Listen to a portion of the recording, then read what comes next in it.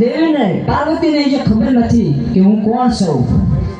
Amino કૂપો અને ભસ્મકંકણ મારા માથે નાખી દો અને અમીનો કૂપો પી અને ઉમરિયા દૈતનો રાક્ષસ થઈ દઉં.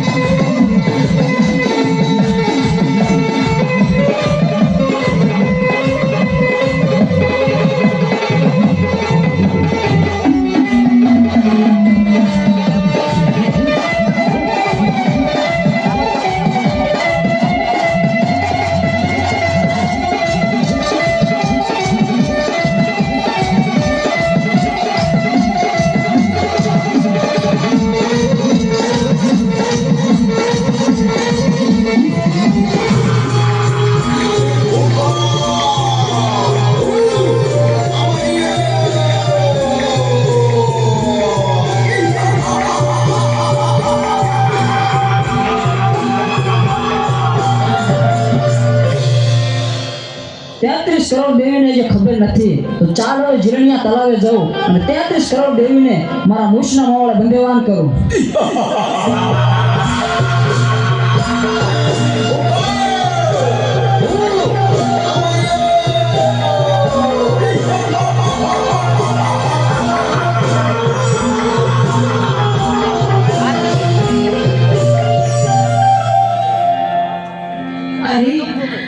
આ આલુડો તો રોજ સાંજે ઘરે આવવામાં મોડું કરે છે. પોઠિયો ચારવા ગયો પણ હજી આવ્યો નહીં. ક્યાં ગયો હશે? અરે દેવી, આરડો પોઠિયો ચારવા ગયો હજે કેમ નથી આવ્યો? ખબર નહીં પ્રભુ. આ સાંજ પડવા આવી, આટલું મોડું થઈ ગયું છે તોય હજુ આવ્યો નથી. મને તો ભારે ચિંતા થાય છે. દેવી, ભસ્મ કણકણ અમીનો કૂપ લાવો. પ્રભુ, એ અમીનો કૂપો ને ભસ્મ કંકણ આલુડાએ હટ લીધી હતી ને, એટલા માટે મેં એને આપી દીધું. અરે દેવી, તો અનર્થ થઈ ગયો. એ આલુડો એક માયાવી રાક્ષસ હતો. તમે ભસ્મ કણકણ અને અમીનો કૂપ આપી દીધો. ભસ્મ કણકણ માથે ચડાયું, અમીનો કૂપ પી અને અમરિયા નામનો દૈત બની ગયો છે. દેવી,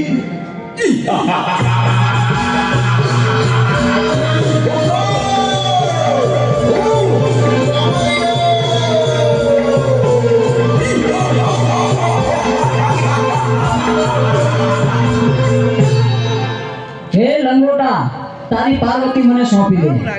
અરે રાક્ષસ, તો હું જેમ નાચું એમ મારી સાથે નાચ. શરત મને મંજૂર છે.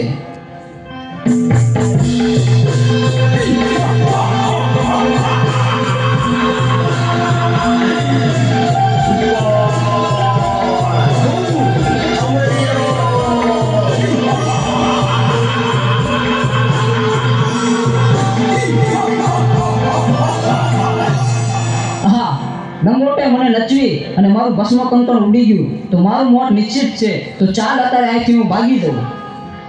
પ્રભુ, પ્રભુ, આ અમર્ય રાક્ષસ તો ભાગી ગયો. હવે શું થશે પ્રભુ? એ તો ભોળી પ્રજાને રંજાડશે. પ્રભુ, પ્રભુ, આનો કંઈક ઉપાય કરો. અરે દેવી, આનો ઉપાય એક છે. 600 મહિનાની નીંદરું લઈને ચોટીલાના પર્વતોમાં ચામુંડા સૂતા છે. તો ચારણ જોગીને બોલાવું, એને જગાડે તો જ એનું મૃત્યુ થાય.